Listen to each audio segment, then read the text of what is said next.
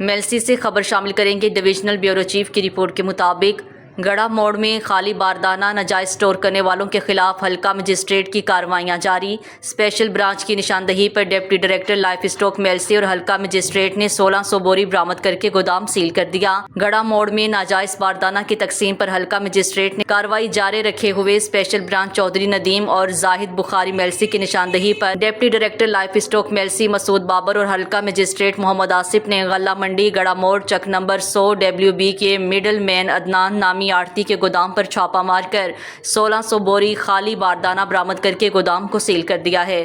اس موقع پر deputy director livestock Mailsi Masood Babar اور حلقہ مجسٹریٹ محمد آصف نے کہا ہے کہ ناجائز طریقے سے خالی باردانہ اسٹاک کرنے والے مڈل مین کے خلاف کارروائی جاری رکھیں گے اور کاشتکاروں کو سہولیات فراہم کریں گے تاکہ کاشتکار اپنی گندم کنٹرول ریٹ پر فروخت کر سکیں۔ کاشتکاروں کے لیے مشکلات پیدا کرنے والوں کے خلاف قانونی کارروائی عمل میں لائی جائے گی۔